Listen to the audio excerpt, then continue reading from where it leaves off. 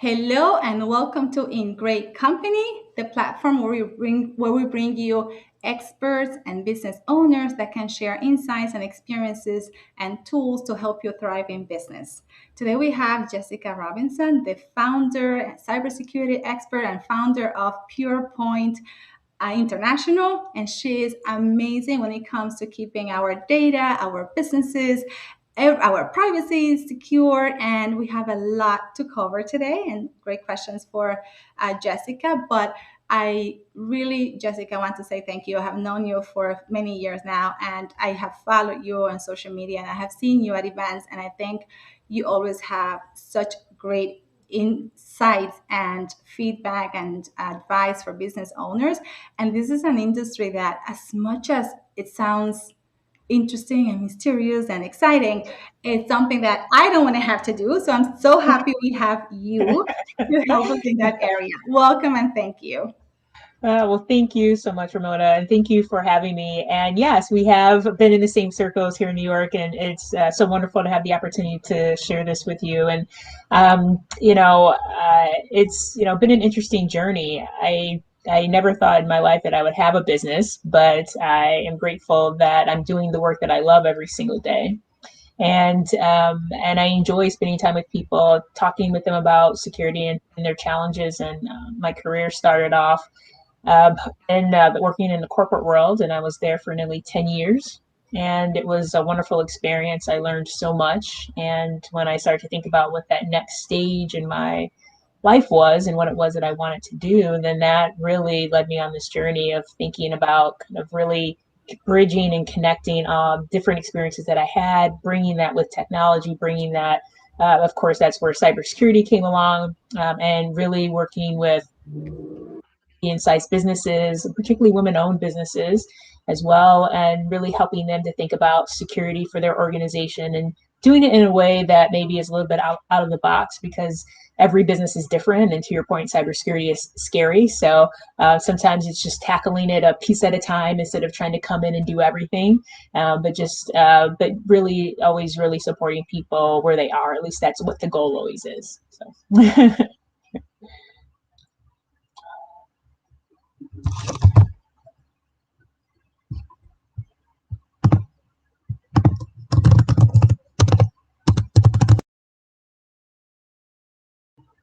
And I just noticed that you can hear me, of course. I was trying to prevent I was like, oh thank no. you. So let me try to remember my question.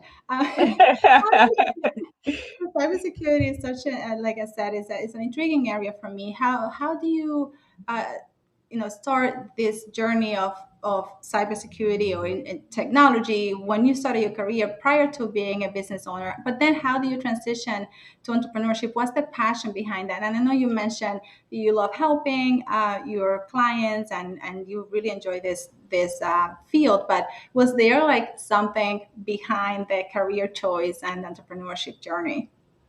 Yes. Well, it's interesting. When I was a kid, I knew that I knew that security was for me. So that was that was something that I always knew.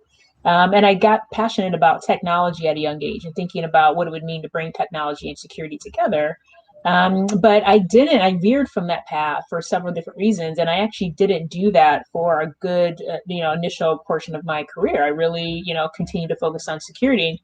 But when I started to really think about what this next phase of my career would look like, there are certain things that just kept coming back to me that I felt like I couldn't ignore. And so one of them was having an international scope. So my background is also in international affairs. So, and I had this vision of doing security work internationally. And at the time I wasn't. And so I was thinking, how do I bring that into what it is that I'm doing? And then the technology piece was very similar. How do I bring that into what I'm doing? I really wanted to focus on security issues that were important to women as well, and I was doing that in different roles outside of my core kind of career and work.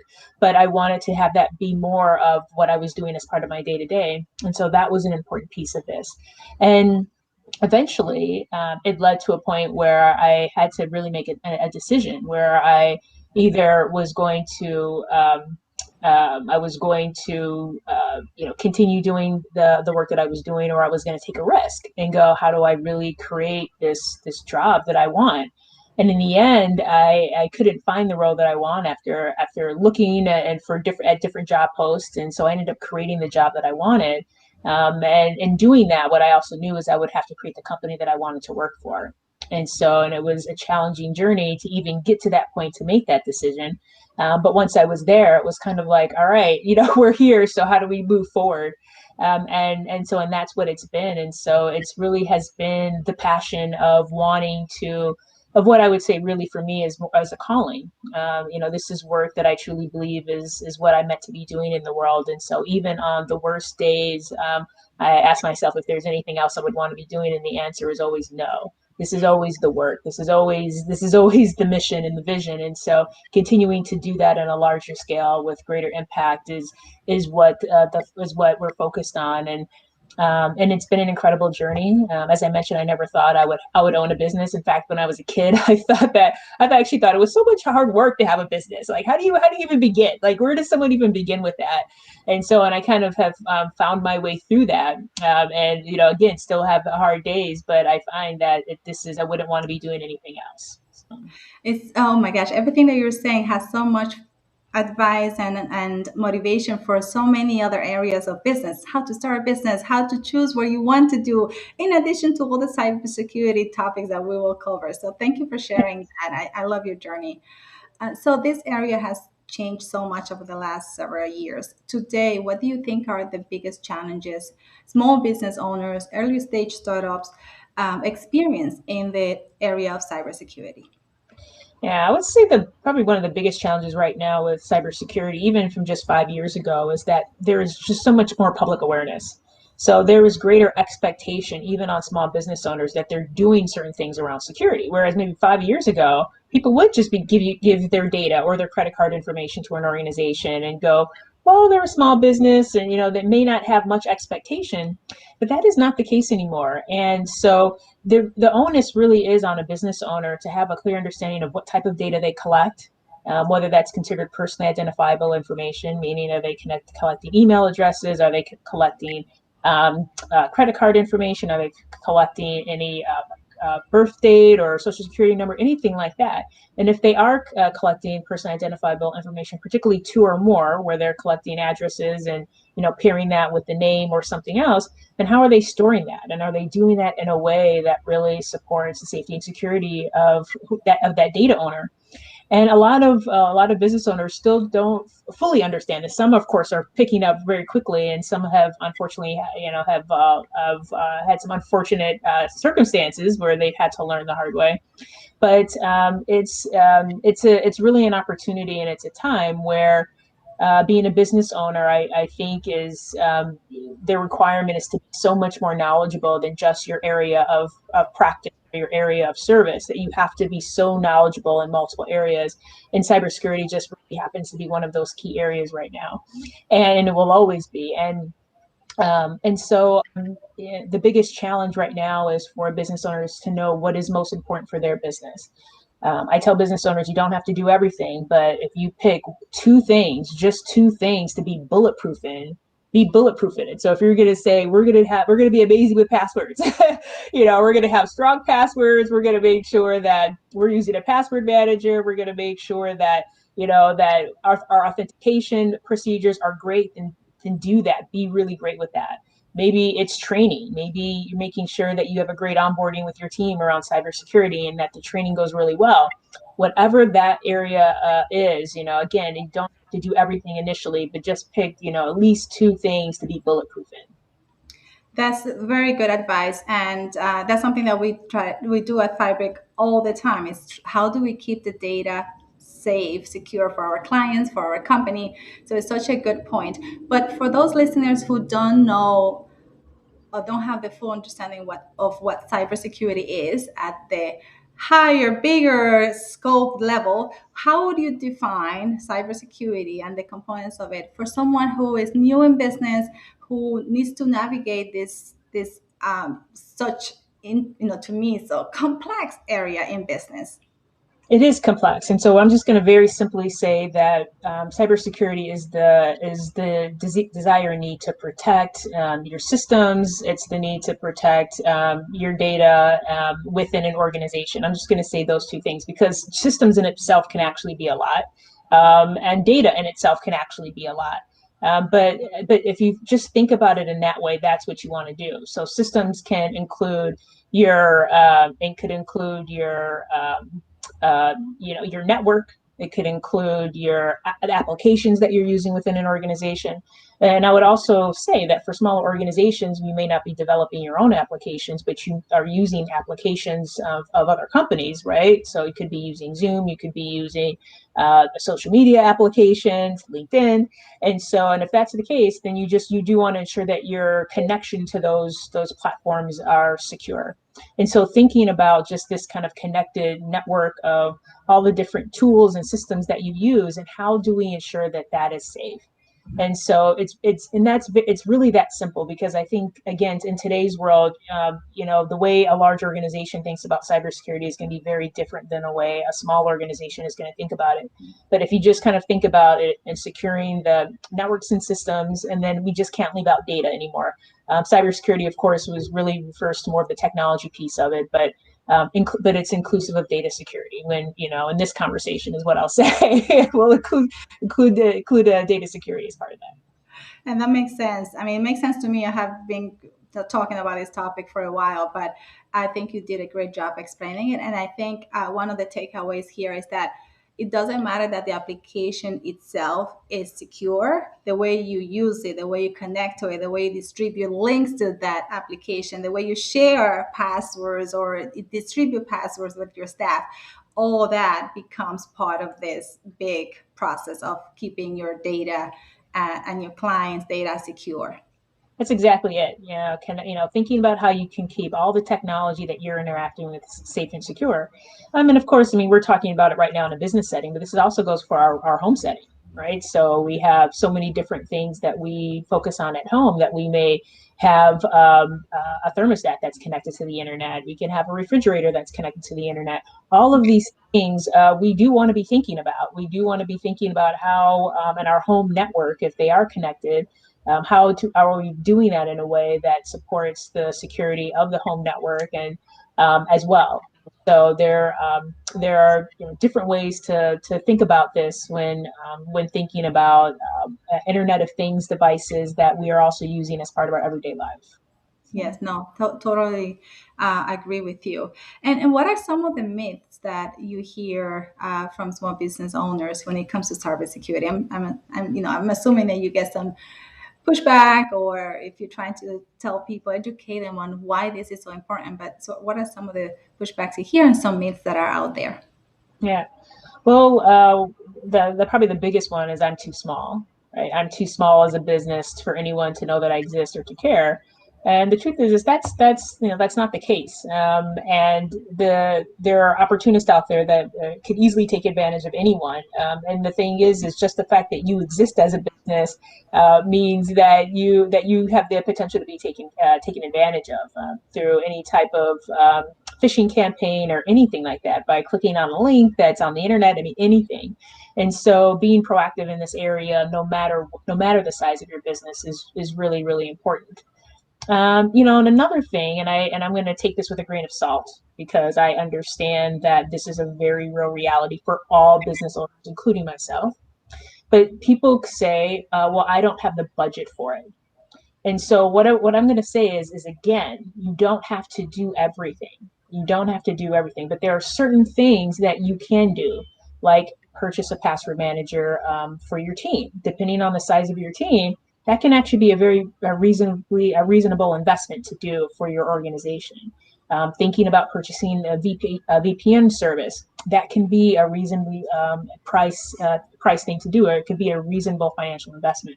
And so, what I would just encourage people is to not put blinders on certain things when it comes to financial investment around cybersecurity, because you probably would be surprised at what you can get for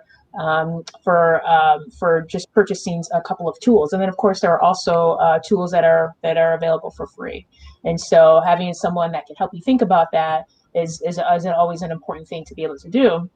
And then the other thing is that, you know, the truth is that the biggest financial investment that you'll have is if you don't do anything at all, and then something does happen, and you do have to pay for any type of remediation if there happens to be a breach of any kind. So thinking about this early on, and thinking about a small financial investment up front, and some of these security tools could be just a smart thing to do. So. I love some of the examples that you use, and I like the password manager application because we share so many passwords with our staff, right? The Google and the bank accounts and this and that. And if you have this password manager app, you can remove a staff just from the app, and then you can control a lot of the access that way. So I think it's a great application to use in your business. But a lot of the other stuff that you mentioned, I think is so critical that we start taking baby steps, but continuously making changes and implementing some of this advice that Jessica is sharing with us. You touched on the topic that like makes my eyes light up. Financial. Yes, yeah. I Really? thought that might. I thought that I was like, someone who cares about what I care about. So I love the way you put it because yes, it's kind of like having an insurance, right? You are paying for something upfront, you're investing upfront to avoid some potentially drastic financial consequences. And I want to make this a point to business owners out there. When we in finance talk about a cost that we want to avoid, a lot of times the costs that we avoid by preventing risks or remediating some risks, risk, what are the word I'm looking for, some risk issue that we may have, it helps us save down the road. So it's important that we view this as, instead of having to spend to correct some issue later on, let me invest a little bit up front. And my question to you, Jessica, is do you have a sense of like how significant can a cybersecurity breach be for a small business owner when it comes to the financial aspects of it? Well, it can be pretty significant. I mean, by that I mean depending on the size of the business. I mean, I've seen it be anywhere from 25,000 to it can be easily. You know, again, we're talking depending. This varies depending on the size of the business, but it can be up to for larger small businesses up to 350,000. And so it just depends on the size of the business first, because that's of course will vary, but then also it depends on the scope of the breach, what exactly happened. It depends on whether there was damage to technology as well. So, and whether we'll have different teams that would need to come in, a forensics team, whether this is something that where there would be any kind of restitution or any payment that would then go to any of the individuals that were impacted. If this is something that would end up going to court, right? And so if something goes to court, that can mean months, years of cost. So there are multiple things here to think about, and you know, I think when you brought up insurance, that's a really important piece here. That I think maybe a myth as well. I would say that sometimes small business owners think is they don't have to get insurance, cybersecurity insurance, because they're so small. Well, if you have business insurance, which I would imagine every business does if you're operating, then having cybersecurity insurance is something that's really important to do, as well as just part of having insurance. And that the size of your business wouldn't be, I would say, a significant player in that. It could be, maybe, of course, we're always looking at risk, so it may meet the industry, or that could be an important piece in that, or maybe what type of information that you are collecting, not collecting, that would play a role in it. But just saying that I'm a small business and I would need insurance wouldn't be something that a business owner would want to think, or to have be a reason why they don't get it. And the another thing I would just add is, thing with small businesses that I'm seeing more and more of is the challenge around vendor risk, and the challenge that they're part of the supply chain. And more small organizations are indeed being asked to complete vendor risk questionnaires. You can be a 3-person company, you can be a 6 or a 9-person company, and be asked to complete 150 questionnaire. And these can be really challenging for small businesses, but it's a big deal if their ideal client is asking them to show and demonstrate their cybersecurity maturity as an organization. The challenge itself is that if an organization has to complete a questionnaire of that size, but if anything, you want to show that you're thinking about this, that you're doing something, right? That you're doing something within the organization, so that if they were to provide you any information, they can be confident that that information will be kept safe and will be kept secure. And so we are very much getting past the time where size of business, even industry of business, that plays a role in whether an organization should think about cybersecurity as part of their business strategy, or whether they should think about whether to invest in it or not. Yes, and I think from a reputational point of view, if something does go wrong, that can make that can Yeah, determine whether we stay in business or not. That's absolutely. serious. Absolutely, yes. That's a very big thing. I mean, and the last thing any business owner wants is to have this dream that they've been working hard towards, for the most part, disappear in a day or 2 days. And so, really doing everything that you can to think about how you can protect yourself, mitigate the risk, and really do what you want to do, and really embody and live the reason for the purpose of why you've created the business is to just think about these things up front. Think about, and again, the key thing here is you don't have to do everything. But if you are bulletproof in a couple of things, that will help you tremendously. And then you can grow from there. Exactly. You mentioned insurance, and there is a follow-up question I have for you there. And we do have what is we have the policies and procedures that you implement to ensure cybersecurity is a focus in your business. Then you can get cybersecurity insurance, but in order for you to get cybersecurity insurance, and to potentially be covered by the insurance company might expect you to have certain procedures in place. Talk to us about that. Yeah, that's a great question. So yes, that's absolutely true. So you can't. So the other thing you that's really important to keep in mind is what Ramona just said, is you cannot just say I'm going to get cybersecurity insurance and just think that that's your protection strategy, because that's not realistic either. So do having practices that you're doing on a daily basis, routines that do support specifically your business and the needs of your business.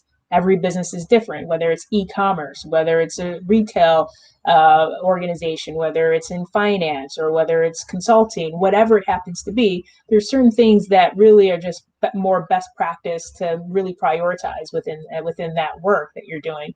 And so knowing that and responding accordingly is important. Because yes, to get cybersecurity insurance, they will want to see that you're doing something. They'll because that too would play a role in the support that they're able to provide you.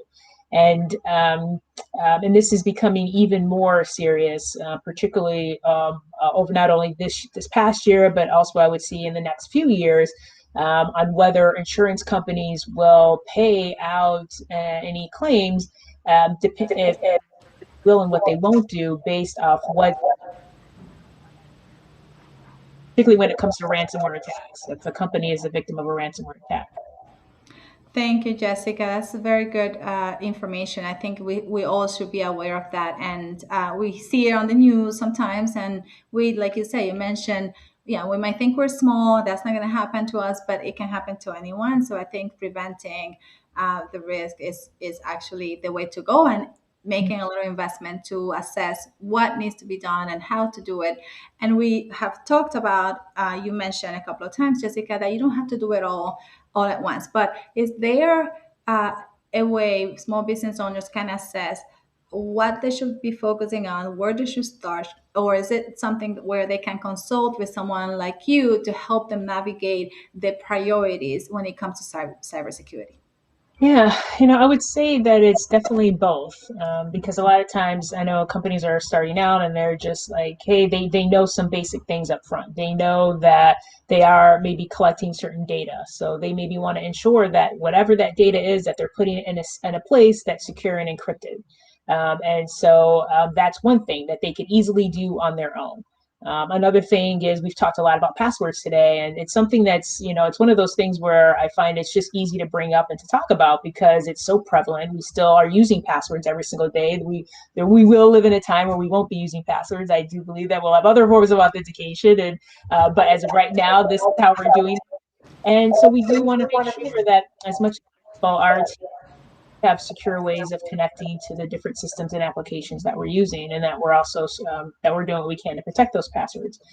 We have different secure messaging tools that we can use to better communicate in a safe way with our teams.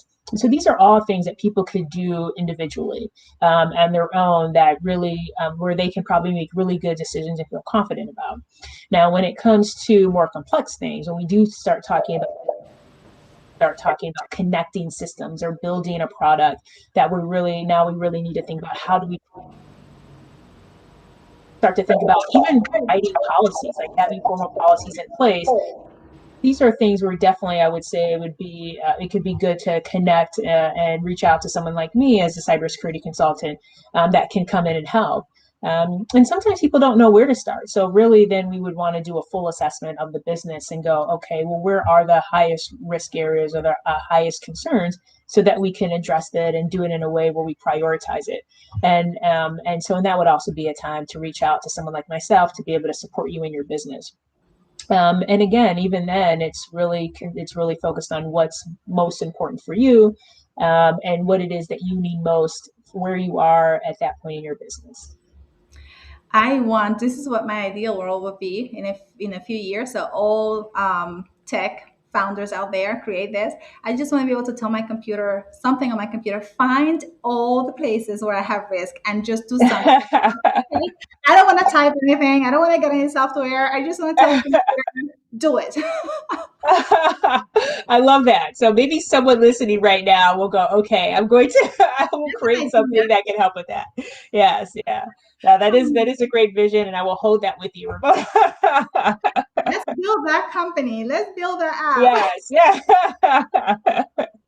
Yes, absolutely. What are five things that you believe all entrepreneurs? I know you work with a lot of female founders, so this would be for female founders, but also entrepreneurs in general. Five things that they should know. In summary, we have covered a lot, but if you have to summarize it in five, what would those be? Yeah, so the first thing that I would say is own cybersecurity in your business. Like if you're a business owner, it's your job to own it. And so what that means is when you're thinking about your overall business strategy, think about how you're going to secure that. How even if it can be thinking about whatever that core service that you have, or maybe that core product that you have. Okay, that's great that you're delivering that, but is there a security component that goes along with it? Just asking the question can be a smart thing to do, and something that just supports you in your business. The second thing that I would say is really important is to don't you know don't shy away or don't delay on thinking that cybersecurity is something that can be put off. Again, we've talked a bit about the fact that this is important for all business owners, no matter your size. And I've worked with business owners of multiple different sizes. I've worked with solopreneurs.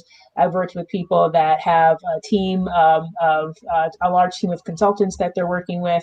A lot of it comes down to them understanding the value that they're providing, and also really to wanting to understand, really understanding and knowing that they want to protect their clients. And so I think that that's a really important piece here. So owning that too, I think, is a really important thing. And then the next thing I would say is whatever it is that you've decided to be bulletproof in. So we've talked about this. So whether it's VPN, or it's passwords, or it's whether maybe it's thinking about your strategy and incorporating cybersecurity into it. Whatever that is, share that with others. Share that with your team. Make sure you bring your team along with you, because if you don't, then that could potentially be one of the biggest areas that you have for an incident or a breach. The challenge for that can be around if you happen to have a rotating process where people are coming in and out of the business. It can be a challenge to think about training, but it's worth it. So you definitely want to make sure that you're doing that. And so the fourth thing I would say is really making sure that you are thinking about your client's experience and your customer's experience. So if they are providing specific information to you that you know is sensitive to them, even just about how you can be proactive, and letting them know what you're doing to protect their information, could be something that not only builds trust, but it also you're taking security seriously, which I know for our clients is really important. And then the last thing I would say is we've talked a bit about vendor risk. Um, just remember that there are times where maybe your ideal clients are asking you to think about and fill out a questionnaire so that they have a better understanding of your cybersecurity maturity. Think about those organizations that you're working with, those companies that are vendors to you in your business. Make sure that you're vetting them as well. You may not have a full questionnaire that you're using, but have some sort of process where you're vetting them so that you know for sure if they're doing all the things they should be doing to help ensure a safe and secure experience for you as well.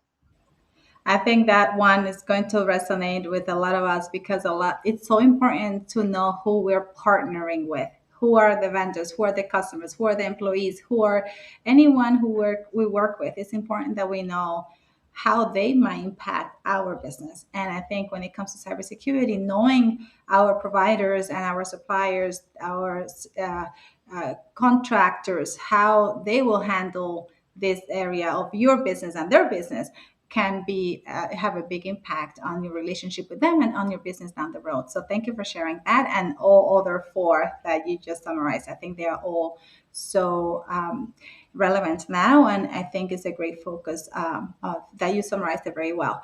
What is one, and we're gonna end. It's so oh my gosh, we're almost done. There's so much to cover, right? We can have a part two. But what is Yes, one absolutely. lesson? Yes, part two. What is one lesson entrepreneurship has taught you? I know I love accounting, I love finance, I love what I do, but being a business owner is another different, it takes everything to a different dimension. So, what is one lesson you have learned in entrepreneurship? you know, uh, there so one of the things, and this, I guess kind of goes into point one and two that I was just making around ownership, but there's this constant learning, like it doesn't end, and I'm constantly finding different ways and better ways, and I can continue to think about the business, grow the business, serve the clients that we have. And there's just this constant learning, and so I find that I feel like I can say resilience and passion, but it's really just this continued learning that I think has been just so important, and it has been a wonderful journey as I've continued to grow, and again doing something I never thought that I would be doing. So No, that's I love it because I have to learn about cybersecurity, marketing, how to right, deal, exactly, yes, how exactly. to deal with people, That's exactly it. and a lot more. The list is long. And at the beginning, you mentioned that when you thought of starting your own business, you were like, "How do people do it? It's so much work." That's the reason. But you learn as you go, and That's you right. make it fun, you incorporate it into your day to day, and you just embrace whatever you need to do to thrive in business, to grow in business, to help your clients and your staff and your partners. So thank you, Jessica, so much for all this information. I really enjoyed the conversation. I hope our listeners do too. Please tell everyone how they can connect with you. And we in this recording is going to be posted after, and they can connect with you on social media platforms through the event. But please tell everyone how they can get in touch with you. Okay, great. I would suggest that you just go ahead and connect with me on LinkedIn, and you can direct message me there. You can also visit our website at www.purepoint.com. Thank you. And I strongly suggest that you connect with Jessica, that you follow her on all platforms. She's amazing. You'll learn a lot and you get a lot of tips. I love the all your social media posts, and I love that we are connected and that I can reach out to you to be on in great company. Thank you, Jessica. And we will do this again sometime next year or the year after. Time is just flying. So Yes. stay tuned. Definitely. I look forward to it. Thank you so much for having me. So it's been wonderful to chat with you and have this conversation. So thank you. You're very welcome. Thank you.